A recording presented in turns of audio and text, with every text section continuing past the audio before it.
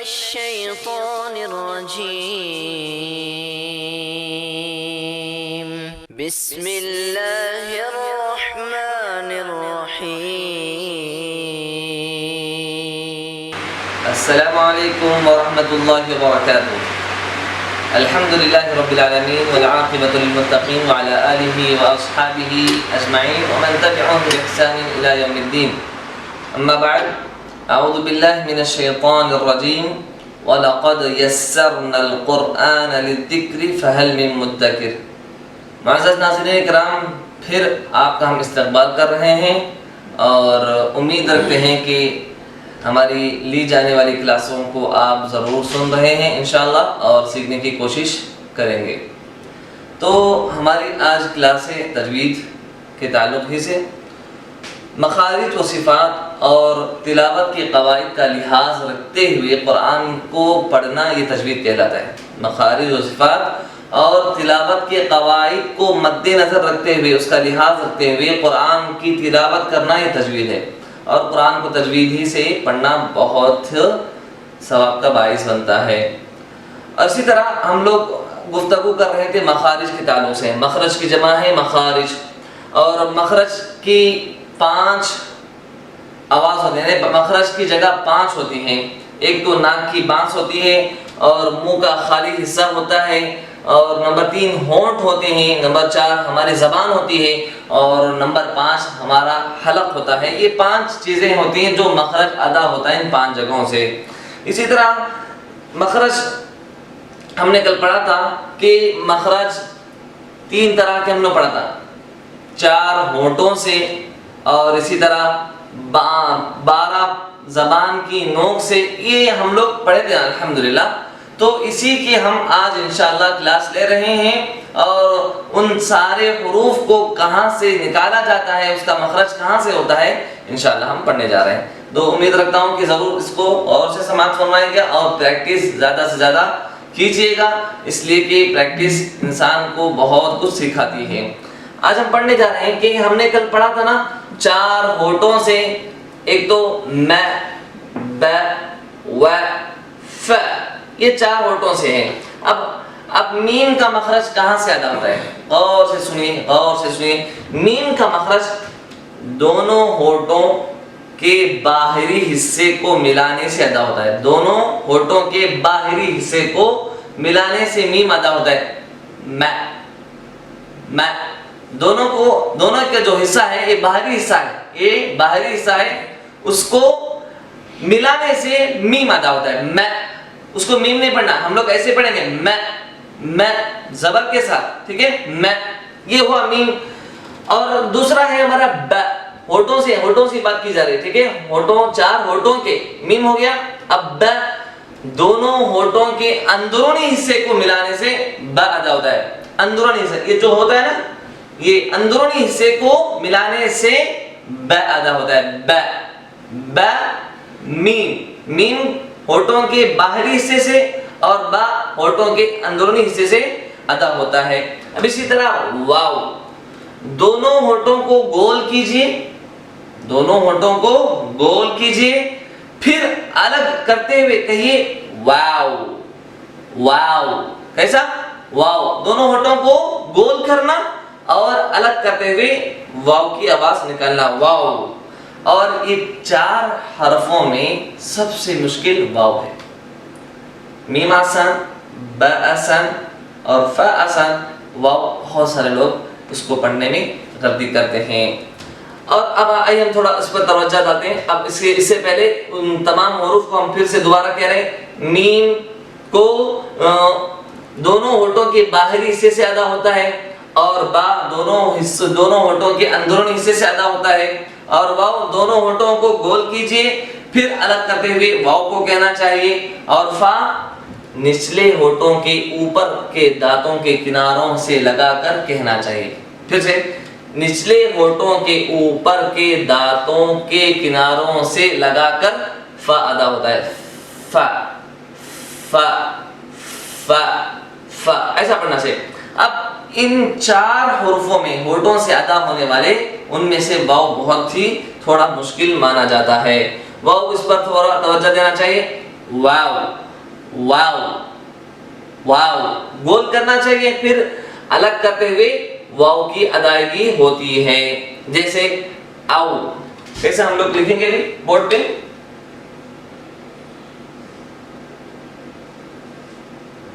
ایسا پڑھا او، کیسا او. اب اسی طرح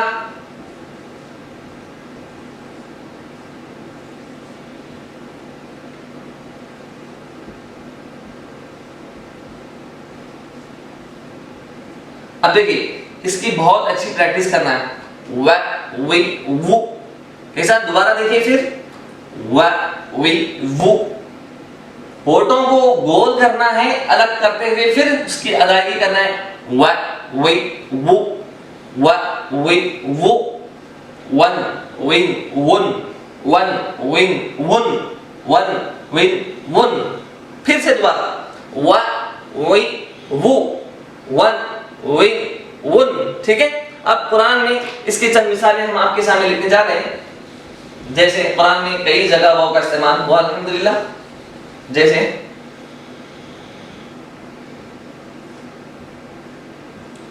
اوحا اوحا اوحا. یہ پڑھنے دیکھیں ہم لوگ اس کو گول کر کے الگ کر کے پڑھ رہے. او اوحا اوحا. ٹھیک ہے. اسی طرح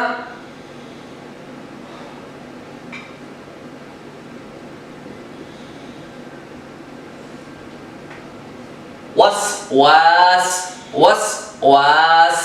کیسے؟ وسواس. دیکھیے واو کو گول کر کے پڑھنا چاہیے. واو کو گول، ہونٹوں کو گول کرنا، پھر الگ کرتے ہوئے اس حروف کو ادا کرنا، یہ واو کہلائے گا. واو اسی سے ادا ہوگا. جیسے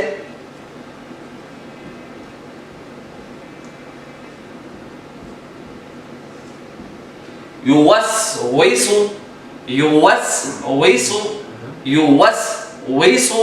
یہ ادا ہوا واو کی حرکت. ٹھیک ہے. معلوم ہوا کہ ہونٹوں کو گول کیجئے پھر الگ کرتے ہوئے واو ادا ہوتا ہے. وجوہ. کیسے؟ وجوہ وجوہ وجوہ وجوہ. ٹھیک ہے. یہ ہوئے ہونٹوں سے، چار ہونٹوں سے. اب اسی طرح ہم نے یہ بھی پڑھا تھا کہ زبان کی نوک سے 12 حروف ادا ہوتے ہیں. ث ذ غ ل ن ر ت د ط ز سین صاد. یہ 12 حروف زبان کی نوک سے ادا ہوتے ہیں. اور یہ بھی بہت امپورٹنٹ ہے، غور سے سنیے گا. آج کی ہماری کلاس انشاءاللہ 3 حروفوں پر اکتفا کر لیتے ہیں انشاءاللہ. ث ذ ظ. یہ 3 حروف آج ہم پڑھے ہیں. پہلی چیز تو ہم نے یہ پڑھا کہ 4 ہونٹوں سے کیسے ادا ہوتے ہیں. م ب و ف. یہ ہم نے پڑھ لیا الحمدللہ. اور زبان کی کناروں سے 12 حروف ادا ہوتے ہیں. ان 12 میں سے 3 کے بارے میں ابھی ہم پڑھیں گے انشاءاللہ. ث ذ ظ. دیکھیے ث زبان کی نوک کو اوپر کے دانتوں سے لگائیے. زبان کی نوک کو اوپر کے دانتوں سے لگائیے. ث ایک دم سمپل، بہت ہی احتیاط برتنا چاہیے. جیسے تھوڑا اگر آپ کو محسوس نہیں ہو رہا ہے کہ آپ کو نہیں آ رہا ہے تو زبان کو آخری حصے سے تھوڑا کتریے. اس کو جو جلن ہوتی ہے اسی سے ادا ہوتا ہے. ث زبان کی نوک کو اوپر کے دانتوں سے لگانے سے ث ادا ہوتا ہے. اب اس میں عام غلطیاں کیا ہوتی ہیں؟ بہت سارے لوگ ث کو سا پڑھتے ہیں، سین پڑھتے ہیں. کیا پڑھتے ہیں؟ سین پڑھتے ہیں. جیسے اب کیا ہے قرآن میں کوثر ہے، بہت سارے لوگ کوثر کو کوثر کہتے ہیں، کوثر سین سے پڑھتے ہیں. تو یہ بہت بڑی غلطی ہو جاتی ہے. تو عام غلطیاں اس میں لوگ کیا کرتے ہیں؟ ث کو سین پڑھ لیتے ہیں. تو اس کا لحاظ رکھنا بہت ضروری ہے. سین کی طرح اس کو مت پڑھیے. اب جیسے اس کی مثال ہم دیتے ہیں آپ کو ث کی.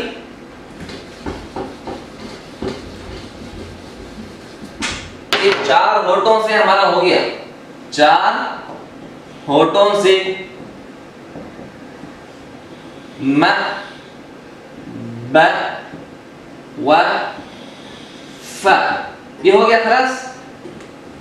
اب زبان کی نوک سے 12، زبان کی نوک سے 12، ٹھیک ہے؟ ان میں سے ہم آج 3 کے بارے میں پڑھیں۔ ایک ہے ذ، ایک ہے ذ، ایک ہے و۔ ہاں، اس کے بارے میں ہم لوگ پڑھ رہے تھے کہ اس کو کیسا پڑھتے ہیں؟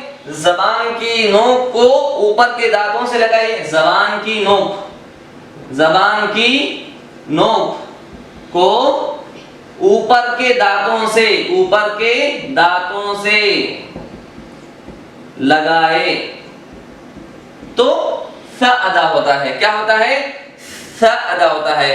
اور اس میں غلطی کیا کرتے ہیں بہت سارے لوگ؟ ث کو سین پڑھتے ہیں، جو غلط ہے۔ ث کو سین نہیں پڑھنا چاہیے۔ اب قرآن میں کیسا، اب اس کو اب کیسا ادا کریں گے؟ زبان کی نوک ہے، زبان کی نوک اوپر کے دانتوں کو، اوپر کے دانتوں سے لگائیے ث، ث اوپر کے دانتوں کے، اوپر کے دانتوں کو لگانا چاہیے ث، اف، اف،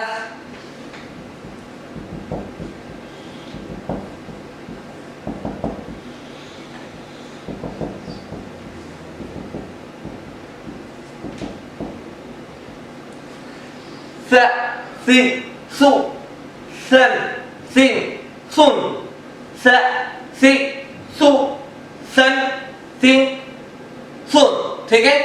ث، ث، ث اوپر کے دانتوں کو لگا کر پڑھنا چاہیے۔ جیسے قرآن کے اندر مثال ہے اس کے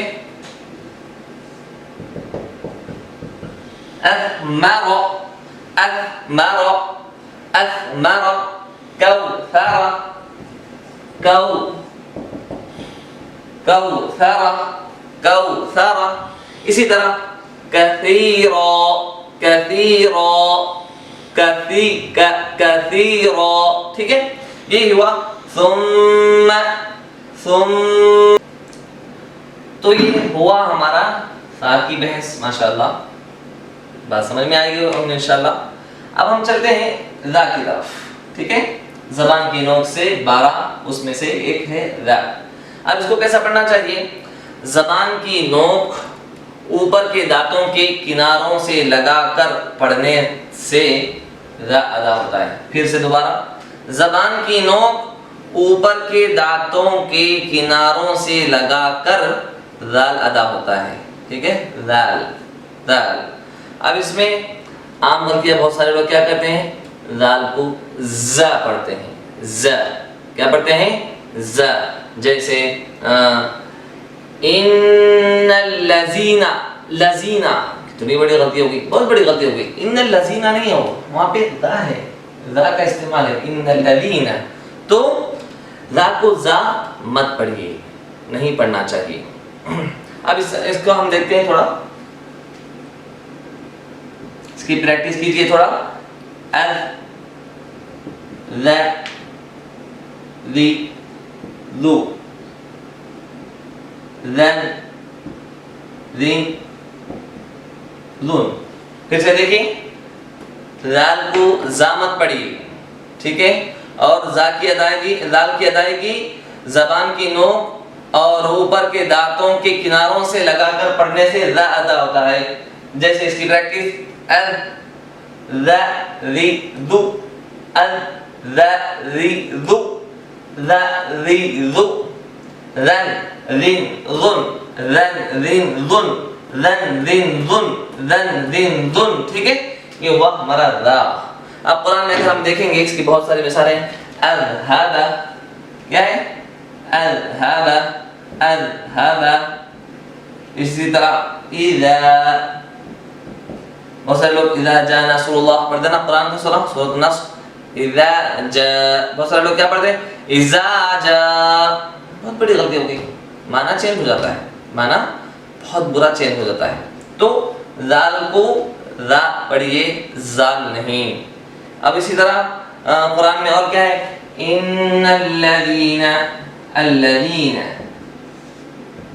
یہاں پہ ذال ہے، زا نہیں، زا نہیں، ذال ہے، ٹھیک ہے؟ اب یہ ہماری بحث ذال کی، سا زبان کی نوک اوپر کے دانتوں سے لگائیے اور دال زبان کی نوک اوپر کے دانتوں کے کناروں سے لگا کر دال ادا ہوتا ہے۔ اب ہے ضا، یہ کیسے پڑھنا چاہیے؟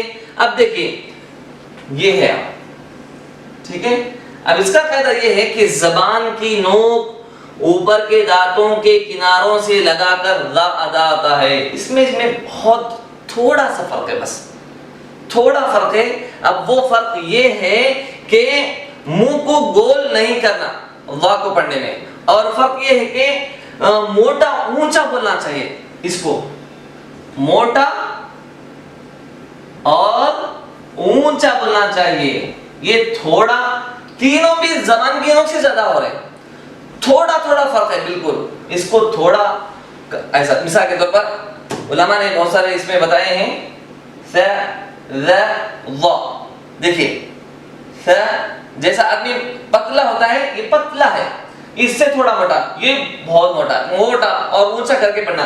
دیکھیے ذ ذ ض، ث ذ ض، ث ذ ض، یہ ہے فرق ث ذ ض میں، ٹھیک ہے؟ اب ض میں کیا ہے؟ زبان کی نوک ہی سے ادا ہوتا ہے اور اوپر کے دانتوں کے کناروں سے ہی لگا کر پڑھنا چاہیے اس کو، لیکن موٹا اور اونچا بولنا چاہیے، موٹا اور اونچا بولنا سیکھنا چاہیے۔ اب ض ض ض، اور اس میں کیا ہے؟ ض کو بولنے میں منہ کو گول نہیں کرنا چاہیے، منہ کو گول مت کیجیے، ض ض ض ض، ٹھیک ہے؟ اب قرآن میں اس کی مثالیں بہت ہیں۔ اظلم اظلم اظلم اظلم، ظل ظل ظل ظل، ٹھیک ہے؟ یہ ہوا۔ اور اسی طرح عظیم عظیم عظیم عظیم، ضاد۔ تو یاد رکھیے ث ذ ض، ث ذ ض، ٹھیک ہے؟ اور ذا کو گول نہیں پڑھنا چاہیے، اور اس کی پریکٹس بار بار کیجیے گا، بار بار کیجیے گا، آپ انشاءاللہ تجوید سیکھیں گے۔ اسی پر ہم اتفاق کرتے ہیں، اللہ سے دعا کرتے ہیں اللہ تعالیٰ ہم سب کو ہماری کوششوں کو قبول فرمائیں اور آپ لوگوں کے لیے آسانی عطا فرمائیں، آمین۔ تقبل یا رب العالمین۔ السلام علیکم ورحمۃ اللہ وبرکاتہ۔